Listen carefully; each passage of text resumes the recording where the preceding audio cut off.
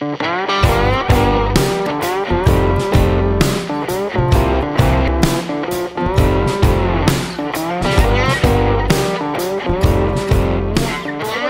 to impart a couple of pieces of information. We're going to have some fun while we do it.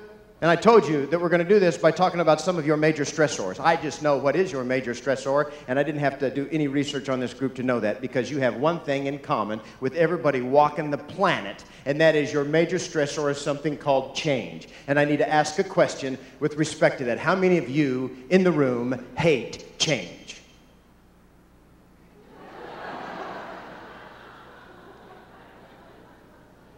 Oh, maybe I should rephrase that. How many of you people in the room think most of the people in the room hate change? Yeah. Okay. Here's the first myth you've got to get over. The mere fact that you don't like change. That's okay. Change is uncomfortable. It's all right for a human not to like change. It runs counter to human nature. I know that you've heard some of these people say, I love change. Have you seen these speakers? I embrace change. Change excites me. I am a change maker. Shut up. You aren't either if you're human. It runs counter to human nature because humans are creatures of habit. And that fact alone will cause you to have an uncomfortable feeling, an uneasy feeling with regards to change. You know you got to change, but you got this gut resistance. That's natural. So the first step is admit the fact that you don't necessarily like change. It's kind of like the first step in a 12-step recovery program, right? You actually have to admit that you have a problem. Right. How many of you are currently in a 12-step recovery program? Always catch a couple of people. So admit the fact you don't like change, all right? Because you're a creature habit. You don't believe me? Did you know you put the same shoe on first every morning? In fact, tomorrow morning you put the other shoe on first. It will mess up your whole day. Did you know you start combing your hair in the same place? You use almost exactly the same number of strokes. You finish combing in the same place. You guys, when you shave, you start shaving in the same place. You finish shaving in the same place. We do it the same way every time. We're a creature habit. When you put your slacks on, did you know you put the same leg in first? I happen to be a left leg painter myself and do it the same way every time, all the time. Even when you fold your hands, did you know that's habit? Everybody do that. This is the only group exercise we're going to do. Interlock your fingers, fold your hands. Now keep them that way. And look down and notice which thumb is on top. Now, most of you have probably seen this little metaphor done. When I say go, I want you to pull your hands apart, move them one slot so that the other thumb is on top. Ready, go.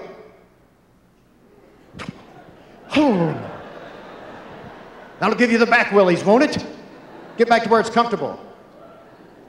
Did you know you fold your hands the way you do, not because you're right-handed or left-handed or East Coast or West Coast or rural or urban or male or female. You do it strictly out of habit. You started doing it that way a long time ago and you've continued to do it that way. Fold your arms. Everybody, fold your arms.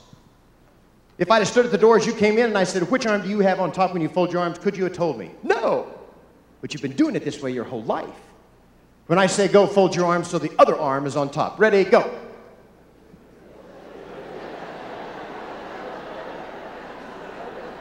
That'll be a traveling call. And you're a creature habit, and that's why you fight change, and that's why you hate change. Now, understanding that, also understand it ain't going to go away. And you basically got three responses to change. Your first response is you can't ignore it. Are you working with anybody that ignores change? Got any family members ignoring change? These are the people that put in their rough 8 to 5 a day. They come home, they stimulate their mind by watching the Wheel of Fortune. They drink a 6-pack of beer. They belch, they go to bed. That's their whole life, right there. Know anybody like that? Yeah, sure you do. You ask them, how do you deal with change? And they say, I put a cup on the dresser.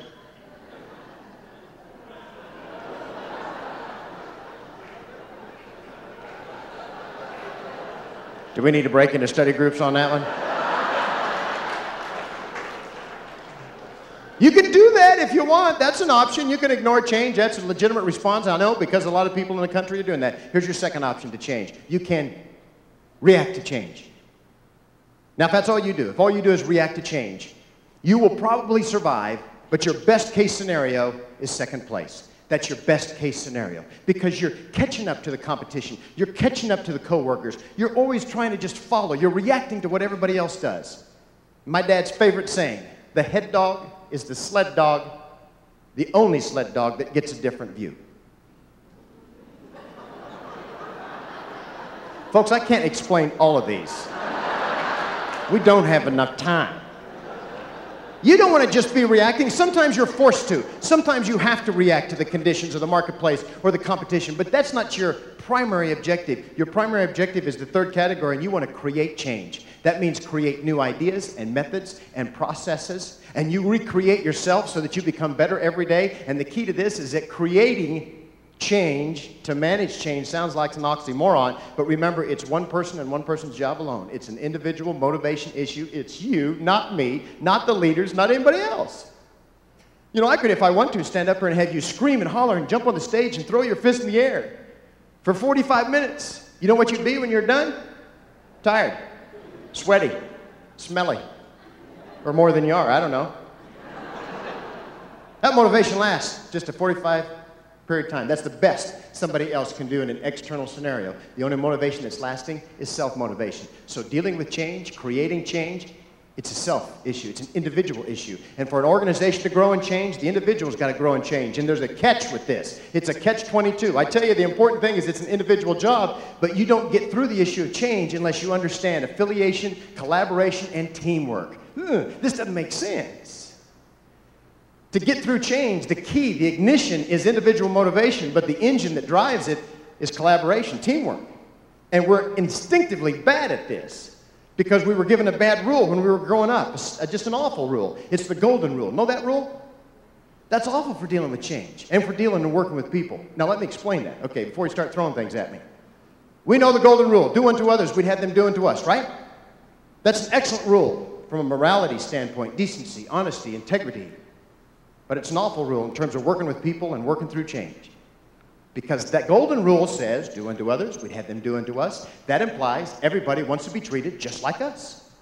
That implies everybody is just like us. How many of you think you're just like the person sitting next to you? How many of you are darn glad you're not like the person sitting next to you? Do not point fingers there. You see the fallacy here? If you treat everybody the way you want to be treated, if you give them everything that you think is important, if you work with them the way you want to be worked with all the time, you're wrong 75% of the time. 75% of the time. How do I know that? Because I've taken every one of these personality assessment programs. Have you done those? I've taken them all. They drive me nuts. You know those programs where they put you in a corner, or they give you some name, or you're a color, you're red, you're green, you're blue. You know when I took all those, what I figured out I was? Stupid, apparently. Had no idea what to do in any given situation. That's when I decided it's time somebody put together a personality assessment program that the layperson, that I can understand. In the next few minutes, I'm going to do that for everybody in the room. I am going to assign all of you a 2-digit number. You will get a 2-digit number. This is the only thing you have to remember today. Here's your first number in your 2-digit number. It is an assessment of, an evaluation of, your pace of work, your pace of play. Now you can tell by my speed of speech what my pace is, can't you? I gotta be going, I gotta be moving, come on, come on. I'm the guy in traffic, when my lane slows down, what do? I get in this other lane, because this baby's moving. And then this lane will slow down and eventually stop. And then I'll see that other spot in that lane where I was go by. Now what do? I jump back in this other lane because it's moving. Do I get where I'm going any faster? No. You see, I didn't ask you that question. I didn't say, when did you cross the finish line? I didn't say, when did you get the job done? I said, what's your pace at doing it? Those are two entirely different questions. I'm asking you, are you the tortoise or are you the hare? Remember that fable? Who won the race? The tortoise. Who said hare? Wrong fable.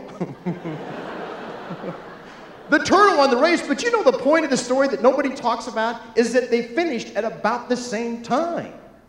And that's what we do in real life. Fast-paced people don't always get the job done faster because why? Well, we mess up. And then we got to fix what we messed up. And we also get distracted. We'll be charging along, looking around and go, oh, look, the speaker, a microphone. We get distracted. We lose our focus. So it doesn't matter which you are. There's no good or bad. That's the point I'm trying to make. Which are you most of the time? Here's a good way to assess this. How would you normally tackle a project, personal or work related? I'm thinking of something right now. Before I left town, I should have mowed my yard. I need to mow my yard. My yard. I need to mow before I left town. I didn't have time because I didn't have 16 minutes, which of course is my personal record.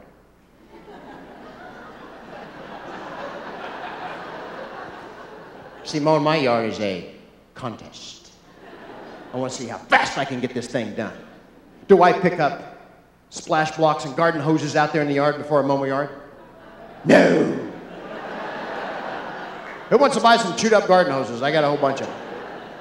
Do I pick up trash that's in the yard before I start mowing the yard? No. In fact, that's evident as I'm flying through my yard on two wheels, missing corners of grass when I see that newspaper buried down in the grass. Are you with me here? You've seen it. You really should stop and get off the mower and pick up the paper, right? But that would slow me down. That's why I come up with a better idea. Mulch. I'll just mow over that baby. That's what I'll do. This is not a good idea. I do not have mulch. I now have confetti. I now have to get off the mower, pick up all the little pieces of paper, and of course they're blowing through the cul-de-sac where I live because it's a windy day, and all my neighbors are watching me pick up the piece of paper. You see, my neighbors always watch me mow. They pull out the lawn chair, they get a cool drink, they watch me mow. They watch me mow for the same reason people go to a NASCAR race. Pretty sure there's going to be an accident at some point in time. When I finally pick up all the pieces of paper, it's time to go back and restart the project and finish mowing my yard, and of course the mower will not start. Why? Battery's dead. Should have charged the battery before I started. But that would have taken 45 minutes. So instead I got the jumper cables out and I just jump-started this mower. Now I got a dead mower in the back of the yard and I'm trying to push it to the front. Can you see me? I'm flying, I'm moving, I'm frantic, but I don't get done any faster than my neighbor, who's more methodical, organized, deliberate. He knows it's exactly time to mow his yard. When he mows, how does he know? He measures his grass. Here's a guy with too much time on his hands. He measures his grass. Do I measure my grass? I'll throw a beer bottle out there if I can't see it. Time to mow. It's not rocket science here. The weird thing is we finish at about the same time. What's your pace of activity? There's no good, there's no bad. And on the average, you're all over the scale from time to time. Which are you most of the time? Even I can be slow-paced, okay? It takes major medication, but I can if I have to. Which are you? If you're struggling with this, ask the person sitting next to you if they know you. If you are more slow-paced, most of the time, slow-paced, your first number is a 1. If you're faster-paced, you gotta go, come on. Your first number is a 2. Everybody got that? 1 slow, 2 fast, no good or bad. Now remember that number, we're going to put 1 behind it. The number behind it is an evaluation of your emotional scale. Not do you have it, we all have it. How much do you express it? Are you somebody that by noon people do not know what kind of day you are having? Because you keep it all inside. They don't know whether you've just won the lottery, somebody ran over your puppy. Nobody ran over a puppy, ma'am. That's just a metaphor, okay? Which are you? Are you that way, or are you the opposite? People know exactly what kind of day you're having. You show your emotion. It's one or the other. Now, I know you're all over the scale, but most of the time, where are you? This is your second number. If you internalize more, keep it inside more, your second number is a 1. If you externalize more, your second number is a 2. Now, we all should be an 11, a 12, or 21, or 22. Is that correct? We don't have any 34s out there, do we? I've wasted a lot of time if we have. I want to see by show of hands, how many 11s do we have in the room? 11s, get those hands up. Let me see the 11s. Wow, a lot of 11s. How about some 12s? Are there some 12s out there? There's, wow, a lot of 12s. How about some 21s? Are there some 21s in the room? Are there 20? Whoa. 22s? Do we have 22? 25? Ooh. Well, look at that. That backfired on me. Oh, man. You guys are all over the place. Good heavens, you've got numbers. I mean, you split up 25, 25, 25, 25%. I thought you'd all be alike. I mean, we live in the same geographic region, work for the same organization, same kind of missions, objectives. We're the same age, a couple of exceptions. But most of you, who was he pointing at when he said that? I really see no future for this group at all. I don't see you making any positive change happen. I think it's time to go to lunch, get out of here. No. What I saw is what I always see. I always see that. It doesn't matter what the group is. It splits up 25, 25, 25, 25%. You see what I'm talking about? You give everybody what you want. You talk to them the way you want to be talked to. You give them the information you think is important. You lead them through change the way you want to be led through change. You're wrong 75% of the time. 75% of the time. How well are you doing if you're scoring 25% on an exam? You people right now are looking at me the way a dog looks at a ceiling fan.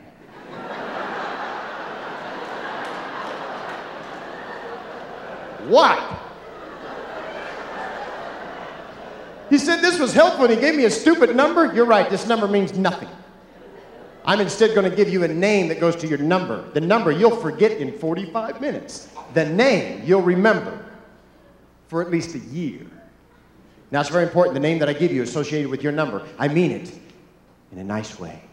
In fact, we're going to say that in unison so everybody gets it into our brain. On the count of 3, I want to hear nice way. 1, 2, 3. Nice way. All right, we're going to start with me. I'm a 21. Where were those 21s? 21s, hands up, 21s. All right, you 21s, we 21s. We are aggressive. We're assertive. We're hard charging. We like to get the job done. We do get the job done. We're results oriented. We want to win. And that's why you call us. 21s, get your hands up. People, look at them in the face. These people are known as a jerk.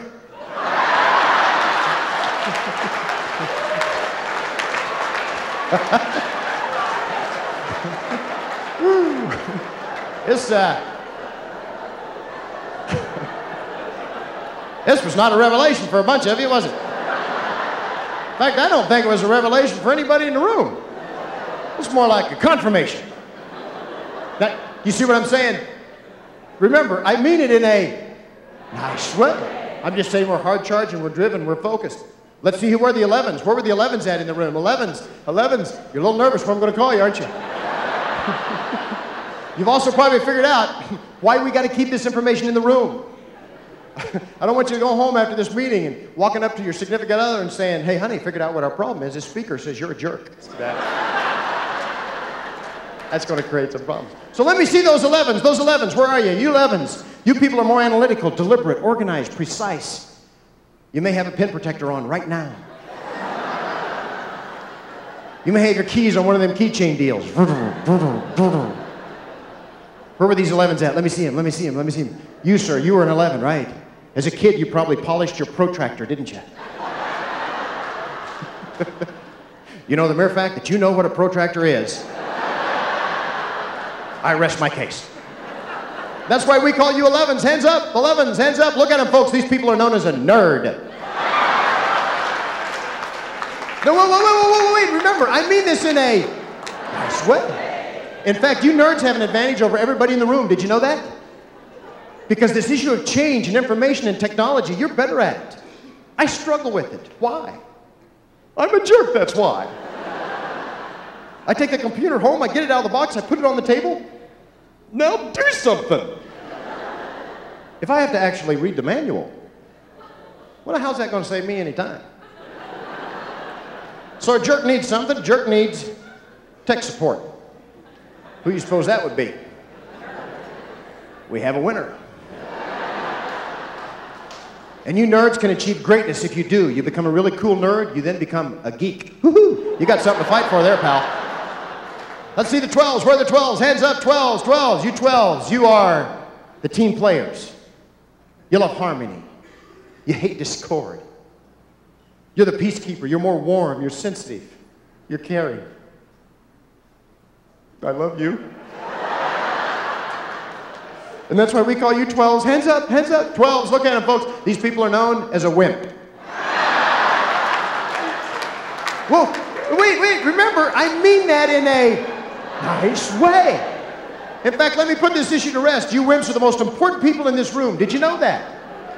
You're the glue that keeps us together. You are the peacekeeper. You have us moving as a team, as a unit. The wimps are the most important people. Do I mean that? No, I'm a jerk trying to make them feel better. Otherwise, I go to whine. Let me see the 22s. Hands up, 22s. You 22s. Look how high these hands go. Yeah. He's talking about me now. You 22s. You like to talk a lot. We don't even have to be in the same room to know that. Because you talk loud a lot, and you talk with your hands. You're expressive. You're animated. You're the life of the party. You're the social person. Did I mention you talk? Did I say that? Okay, all right. And that's why we call you 22s. Hands up, 22s, hands up. These people are known as a mouth. Now, most important thing I say in my limited time up here is the following statement. If you remember nothing else, you remember this sentence. It doesn't matter. It doesn't matter. I did all that for nothing. I insulted everybody in the room for nothing. It doesn't matter what you are. You can be the best or the worst at what you do or working through change. Whether you're jerk, nerd, or whimper mouth, it does not matter. What matters is your ability to shift and to move and to flex. We spend all this time reading about ourselves, trying to find out who we are, what we need, how I feel. It doesn't matter. What matters is who they are and what they need and how they feel. Who are they? That's everybody on the other side of the desk. That's everybody you work with. That's every client you got on the phone. That's anybody you have any human interaction with. That is everybody that you work through change with. And you're saying, well, this is the most profound thing anybody's ever said to me. This is so common sense. I know I have to respond to their needs and be flexible. It's common sense, but not common practice. And here's the pebble of thought that I ask you to remember. When you are under stress, you will fall back on what you know best. This is innate. What or whom do you know best? You know yourself best.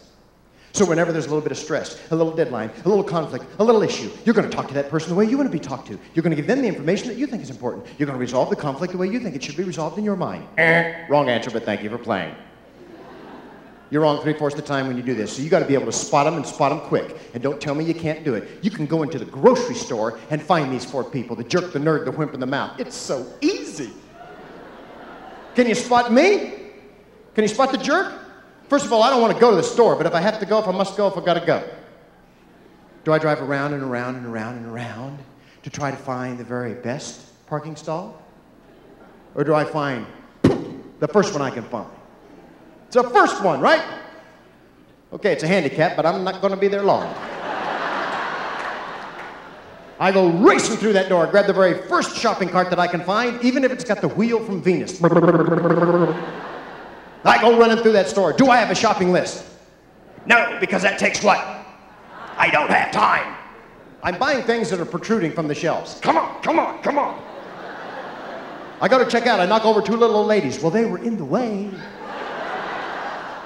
I get home, put everything up, 22 minutes. Yeah, it's a new personal record. Now, there are 2 of you that irritate me at the store. Actually, you irritate us jerks and us mouths.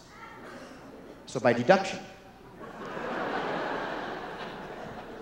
you wimps and nerds fall into a category known as aisle blockers. You're aisle blockers for different reasons. First of all, the wimp is an aisle blocker because are they there shopping for themselves? No.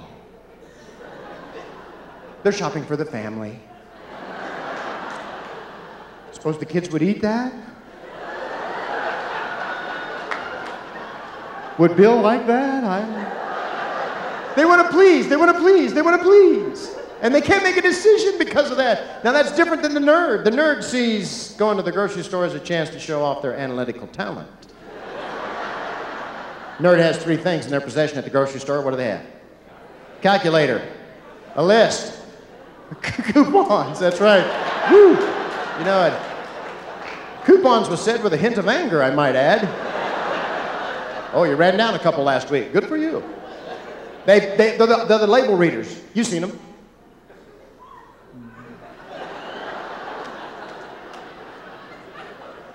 Yeah. That's 1.6 cents per ounce.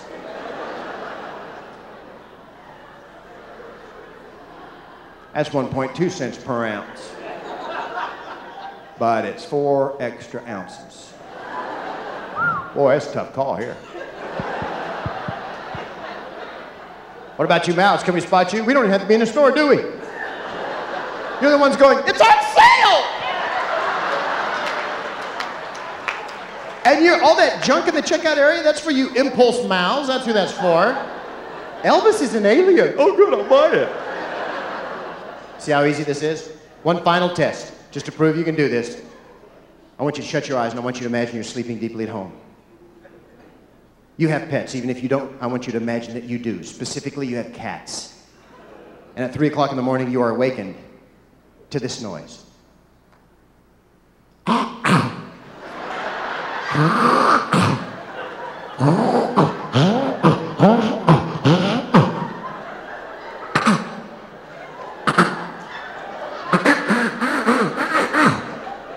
It's hairball time. Does everybody react the same way? I submit to you they do not. First of all, the nerd. Remember, the nerd is very analytical, uncontrolled. The nerd says, don't worry, dear, it's a normal biological process of the feline family. That cat will probably clean up his own mess. He'll be fine in the morning, go back to sleep. What about the wimp? Fluffy? Oh, go get him, put him in bed with us. He might not be done yet. What about the mouth? Mouth alerts the entire neighborhood. Lights and sirens are blaring. Everybody knows you're having a furball moment, right? What about the jerk? Get the gun. I want to wake up to a cup of coffee, not a furball landmine, okay? Don't tell me you can't do this. And I know right now you're thinking, wait a minute, I'm some of this, I do that sometimes, occasionally that, I'm that way sometimes. Yes, you are. You have all 4 of these in you. So don't tell me that you can't deal with someone that's a little different than you, because you have all 4 of these in you. You have them in a descending order. You have a major, a minor, a 3rd degree, and a 4th degree. My major is a jerk. My minor is a mouth. I'm a mouthy jerk. That's a bad combination right there. 2 words, bar fight, okay?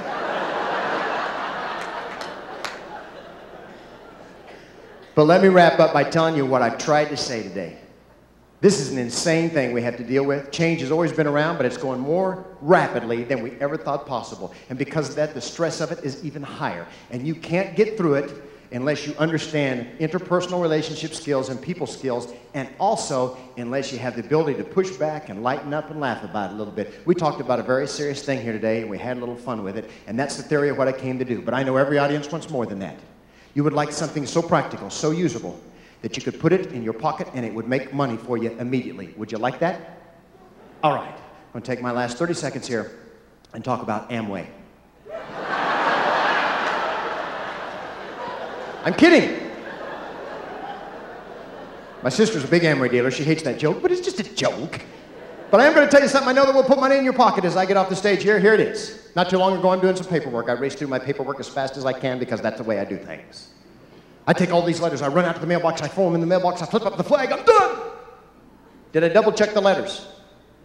Nah, it's not what a jerk does. One of the letters did not get a stamp on it. And there it is, stuck in the middle of all the letters that have stamps. Lo and behold, that letter without the stamp came back to me. Why?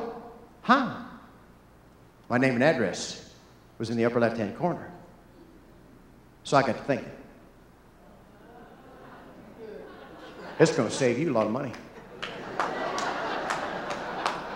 Next time you want to mail a letter, wherever you want to mail it to, you put that name and address in the upper left-hand corner. Put your name and address in the middle. Folks, I have not bought a postage stamp in 12 years. You've been a wonderful group. Have a great day. Thank you for letting me be here.